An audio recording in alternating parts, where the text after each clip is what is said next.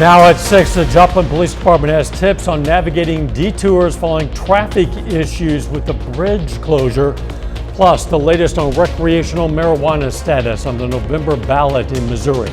And an official with the Missouri Department of Conservation offers tips on preventing tick bites. The 4 states' most watched news starts now. Joplin police say the bridge construction on South Range Line Road is causing some traffic issues. This is KOAM News at 6. To help, the police department is offering tips on navigating around it. They say not to use a parking lot as a detour. Also, don't make U-turns after a lane restriction or drive between cones. Officers are going to be watching that closely. Our recommendation is give yourself more time, leave several minutes early to allow you to have that time stuck in traffic, and as you're traveling, make sure that you're keeping distance between you and the car in front of you, because the more traffic that's on the road and the more congestion that there is, the more likely you are to rear end someone if the traffic were to stop suddenly. Maybe the most important tip, take it slow in construction zones. Despite several lawsuits challenging it, legalizing marijuana remains on the ballot for Missouri this November. Today, a Missouri Supreme Court ruling essentially denies a challenge of signatures on the ballot initiative and upholds the certification. Today was the statutory deadline for ballot changes in Missouri. That election is on November 8th. Kansas Governor Laura Kelly today announced a $9 million grant to improve student behavioral health in southeast Kansas. The funding will spread out over 5 years and be administered through the Department of Pediatrics at KU School of Medicine to fund CanAware. CanAware will be integrated into school-based community health workers into the behavioral health support system for students and families in need. Oklahoma could expand pregnancy and postpartum services. Governor Kevin Stitt, along with the Helping Every Life and Parent Task Force, unanimously recommended the Oklahoma Healthcare Authority expand coverage for Sooner Care members. 2 major policies were proposed. One would increase Oklahoma's income threshold for full-scope pregnancy-related benefits from 138% to 205% of the federal poverty level. The other policy would provide new mothers with up to 12 months of continuous postpartum coverage. You can find more information on proposed services at KOAMnewsnow.com. A Joplin area program that helps residents lower their utility payments is expanding. The weatherization program at the Economic Security Corporation in Joplin is getting the physical space of their building bigger, approximately 240 more square feet. The program is geared toward energy efficiency and helping people who cannot pay their utility bills. But we're also trying to make the people more comfortable in their home. So, you know, if they're cold in the wintertime, you know, we're trying to seal up those spots around their home. Trying to change out light bulbs to make the home more energy efficient, and we're just trying to help the people do what's best. Daniel says even if you haven't qualified for the income-based program before, you might now. Let's check in with Doug Heddy for our first look at the weather. Well, it definitely turned out to be a nice Tuesday for us today. We have plenty of sunshine, temperatures mainly upper 80s. To near 90 degrees across the region. Still, we have clear skies now, so if you are getting outside over the next couple hours before the sun sets, it looks pretty good. In fact, the entire Central Plains, we have clear skies across the region. Anywhere from low to mid 80s, southwest Missouri, northwestern parts of Arkansas. And then you jump mid 80s, you have Veneta at 86, Parsons 89, still 91 in Chanute. We'll slide back through the overnight into the 60s by midnight, 62 by 6. We'll bottom out at about 61 degrees for an overnight low. Our temperatures for overnight hours look pretty good, but we are going to still stay on the hot side. When are we going to see some rain chances? We'll look at that here in just a bit. See you then. Oklahoma Governor Kevin Stitt has issued an executive order to deliver drought relief to farmers across the state. The governor says it's due to drought conditions in all 77 counties of Oklahoma. That order calls for an immediate formation of a drought commission to consider requests for use of emergency drought relief funds. The board consists of the state's agriculture secretary and the directors of the Oklahoma Conservation Commission and Water Resources Board.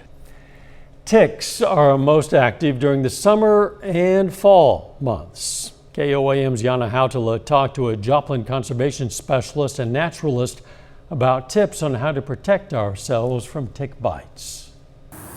Ticks tend to live in environments where there are a lot of animals, especially here in Missouri. It seems like when we see a large population of deer in an area, then it seems like we have a large population of ticks. According to Missouri Department of Conservation, there are at least 6 different human tick-borne diseases that have been reported in Missouri. Rocky Mountain spotted fever is one of the first ones people think about. Lyme's disease is another one people think about.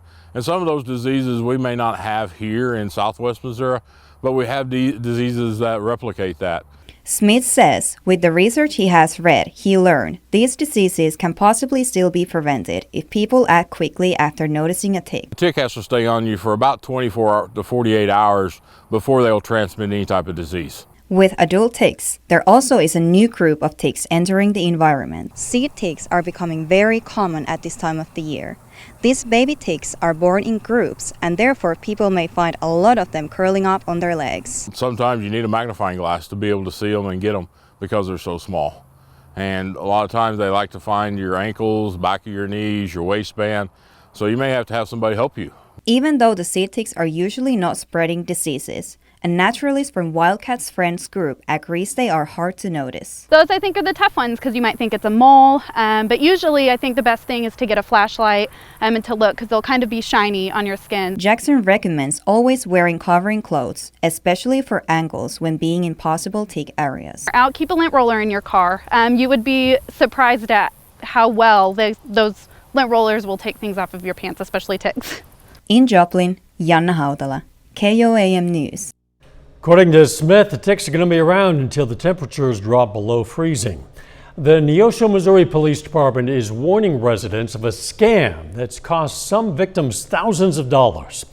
The callers claim to be with government agencies like the FBI or the IRS. The scammers used the names of those agencies and other scare tactics to try to take people's money. What they've been doing recently is requesting gift cards from various stores such as Walgreens, Come and Go, Lowe's, places like that. They'll have the victim buy these cards and provide the card number, and that's how they get the information. They pull the money off of the card. Authorities say if you get any calls like this, you should immediately contact the police department.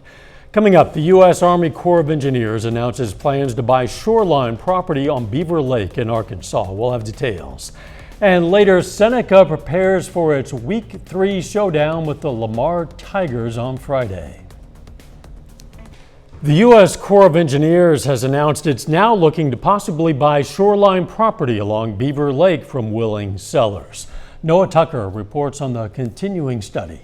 The land acquisition study by the Corps of Engineers has been a long process to better control the floodplain here at Beaver Lake. As you can see, water levels are pretty low right now, but during the wet seasons, it is more of an issue. The Corps of Engineers now taking a new direction, looking to only purchase land from willing sellers. I don't use it like I did, but it's there and it's peaceful, and this is my part of heaven on earth. Mildred Ward has lived on Beaver Lake for more than 30 years and knows the value in her property. And I get letters every day, people wanting to buy the place. But I'm not interested in selling. I love it out here. I love the lake. So she feels similarly about the U.S. Corps of Engineers looking to obtain land from shoreline owners to better maintain the lake's flood pool. The Corps of Engineers bought what they thought was enough land around the upstream reservoir to operate it as intended. Well, 50 years later, we know we didn't. And that's based off of older survey techniques versus newer survey techniques. The Corps has been doing an acquisition study for several years, announcing last week that it's changing course with the estimated 500 owners possibly affected. We've listened to the comments, and so we're coming back one more time with a new preferred alternative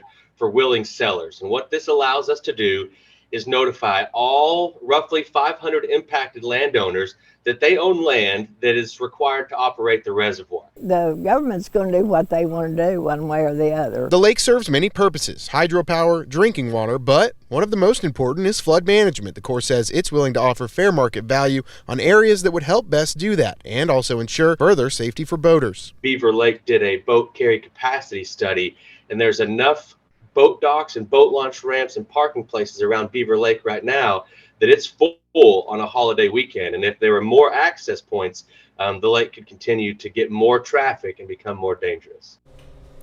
The Corps of Engineers will hold a public meeting tomorrow to answer questions from landowners about the study and the new direction that's being taken. A little bit later, the Kansas City Chiefs prepare to face the division rival Los Angeles Chargers Thursday night. Plus, overnight lows look pretty good, but heating up a bit during the afternoons. We're going to look at that coming up.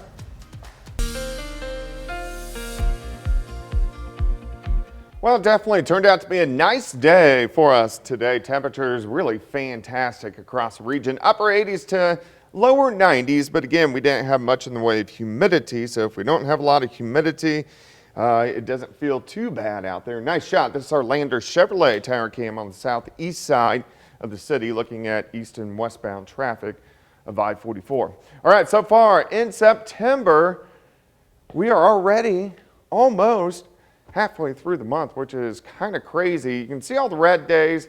Those are pretty much temperatures that have been just a hair bit above normal, but not a whole bunch of 90s here.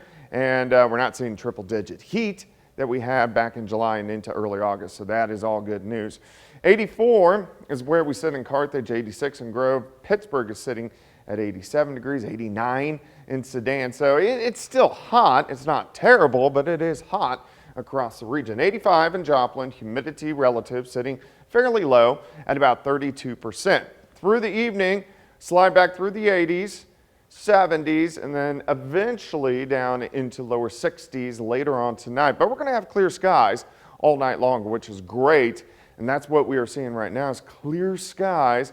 If we widen the vantage point, can see some clouds out across central and western Kansas, kind of the beginnings of a very weak little wave that will affect us later on in the week. But you can see all the rain through Utah, parts of Colorado, and stretching up into the northern parts of the Rockies. Besides that, not a whole bunch going on. You can see this wave's going to lift into the northern plains, but there's no big storm systems out there, meaning our weather stays pretty boring as we go through the next few days. All right, here's your day planner. We're going to start 61, mostly sunny skies, 83 by noon, 88 by 5, little hotter. High temps right around 90 degrees. So let's go through time during the overnight hours tonight. We'll stop at midnight, mid 60s. By morning, we'll be sitting near 60. So we're going to have really comfortable overnight lows. As we go through the morning hours, plenty of sunshine once again. We're going to warm into lower 80s by the noon hour, and once we get into the afternoon, I think most of us near 90 degrees, lower 90s once again, once you get into our western counties. If you're going to get outside tomorrow evening, it looks fine as well. We do get some mid and upper level clouds streaming in. So here's Thursday morning. So we're going to call it partly sunny skies on Thursday.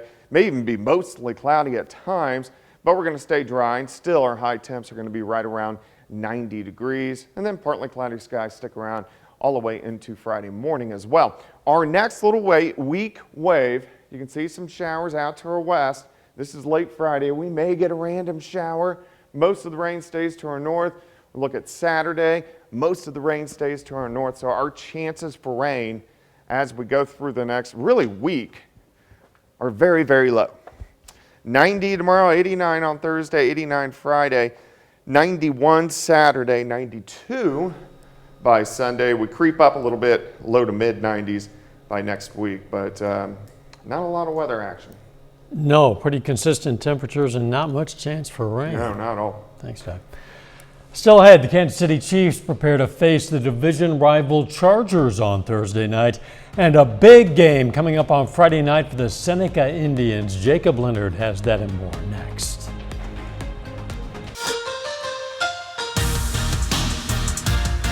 The Seneca Indians are off to a hot start this football season.